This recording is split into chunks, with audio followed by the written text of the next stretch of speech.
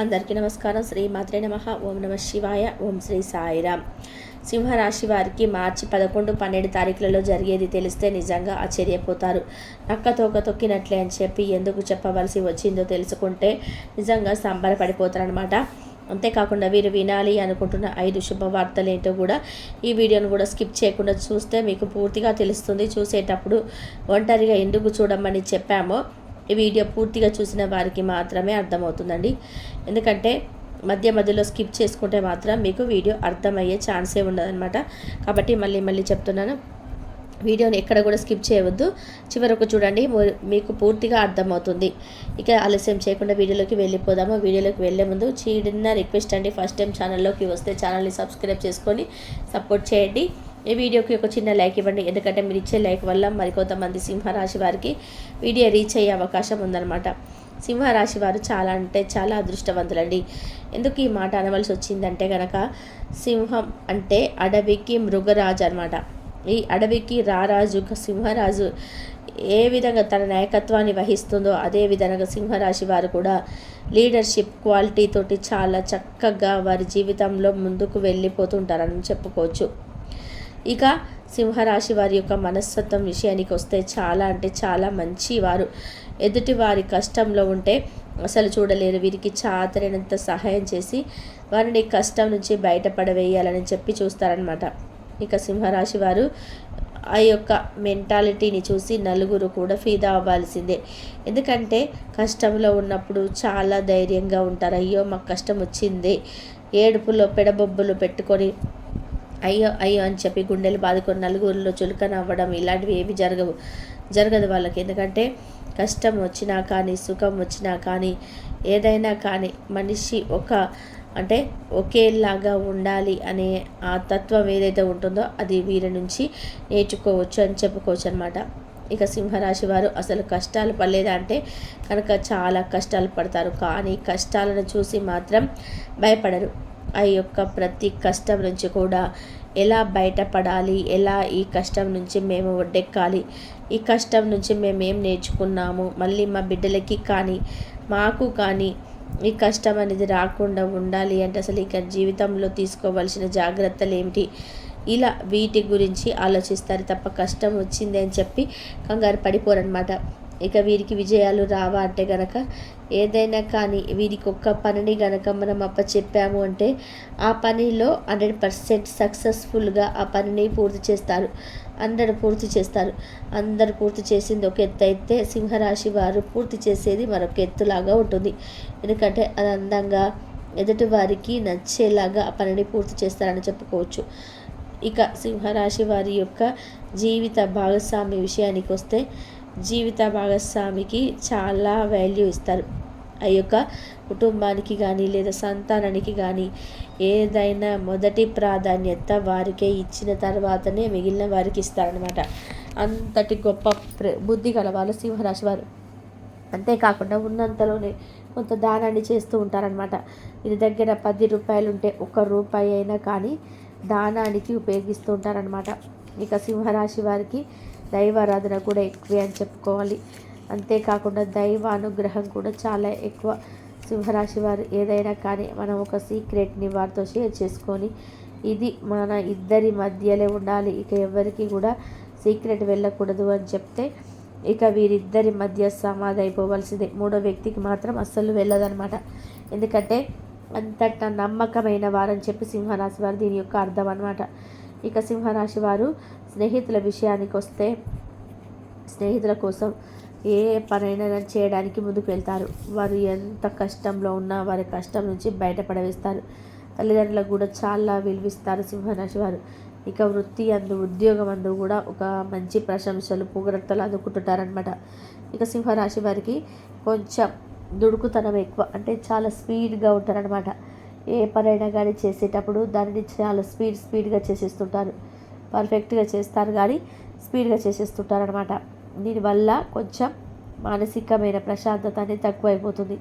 వీరికి ఆ పని అవ్వలేదు అనుకోండి, అయ్యో పని అవ్వలేదే, ఇన్ టైంలో చేసేసాను, అంతకంటే ముందే ఇచ్చేసాను అంటే ఏదైనా ఒక పని వీరికి చెప్పినప్పుడు మనం 10 గంటలకు ఇవ్వమని అనుకోండి, వారు ఎఫెక్ట్స్ ఏ విధంగా ఉంటాయంటే 9 గంటలకి లోపే ఇచ్చేసేయాలి, అంటే ఒక గంట ముందే ఇచ్చేసేయాలి అన్నట్టుగా అనుకుంటూ ఉంటారనమాట. దీనివల్ల కొంచెం కష్టపడతారు చూసారా, ఆ కష్టపడినప్పుడు కొంచెం డిప్రెషన్లోకి వెళ్తారు. ఆ విధానంగా డిప్రెషన్లోకి వెళ్ళి కొంచెం మానసికమైన సమస్యలు వచ్చే అవకాశం ఉంటుందన్నమాట. సింహరాశి వారు ఇప్పటి వరకు ఎన్నో కష్టాలు పడ్డారు, ఎన్నో బాధలు పడ్డారు, ఎంతో నరక యాతన అనుభవించారు. కానీ ఇకపై ఆ కష్టాలు ఏవి ఉండవని చెప్పుకోవాలి. కావాలంటే రాసి పెట్టుకోండి. సింహరాశి వారికి ఈ మార్చి ఇక కొత్త సంవత్సరం ఉగాది వస్తుంది కదా, ఈ ఉగాది వచ్చేటప్పటికి వీరు ఎటువంటి కష్టాలు, నష్టాలు, బాధలు ఉండవని చెప్పుకోవాలన్నమాట. కాస్త కొంచెం దుడుకుతనం, కొంచెం ఆవేశం, కోపం ఎక్కువే అని చెప్పుకోవాలి. తన కోపమే తన శత్రువు అన్నట్లుగా అన్ని విషయాల దగ్గర కాదు కానీ కొన్ని విషయాల దగ్గర మాత్రం కొంచెం కోపాన్ని చూపిస్తారని చెప్పుకోవచ్చు. కొంచెం కాబట్టి ఆ కోపం వల్ల చుట్టూ ఉన్న వారిలో కొంచెం మంది మంచిగా నటిస్తూనే శత్రుత్వాన్ని పెంచుకుంటారు అనమాట. ఈ శత్రుత్వాన్ని పెంచుకొని వీరు అందాల్సినవి అందకుండా చేద్దామా, ఎలా వీటిని నాశనం చేద్దామా అని ఆలోచిస్తూ ఉంటారు. సింహరాశి వారి యొక్క మనస్తత్వం ఏ విధంగా ఉంటుందంటే కనుక అందరూ బాగుండాలి, అందులో మేము ఉండాలి అని చెప్పి అనుకుంటారు. అందరూ కూడా ఇదే మంచి మనసుతో ఆలోచిస్తున్నారని చెప్పి అనుకుంటూ ఉంటారనమాట. కాకపోతే వీరికి తెలియని విషయం ఏంటంటే అందరూ మీకులాగానే మంచిగా ఉండరు అని చెప్పి తెలుసుకోండి. కాకపోతే అందరినీ గుడ్డిగా నమ్మేస్తుంటారు, అదొక్క అలవాటు మానుకోండి.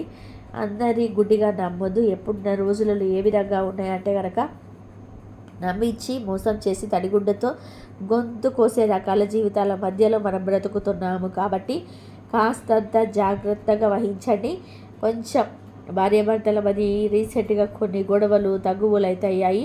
కాకపోతే ఇప్పుడు వాటి మొత్తం కంట్రోల్ అయిపోయి భార్యాభర్తల మధ్య మంచి అండర్స్టాండింగ్ అనేది ఉంటుందన్నమాట. ఇక సింహరాశి వారు ఎక్కువగా దుర్గాదేవిని పూజిస్తారు. దుర్గాదేవిని పూజించుకోవాలి. దుర్గా అమ్మవారికి కుంకుమ పూజ చేయించుకోవడం, అమ్మవారి పూజ చేయించుకోవడంతో దీనివల్ల బాగా కలిసి వస్తుంది. ఏదైనా ఒక పనిని స్టార్ట్ చేసే ముందు దుర్గాదేవి దగ్గరికి వెళ్ళి అమ్మవారికి చెప్పి అమ్మవారి ఆశీర్వాదం తీసుకొని ఆ పని స్టార్ట్ చేస్తే వీరికి చాలా అంటే చాలా కలుసుబాటుగా ఉంటుందని చెప్పుకోవచ్చు.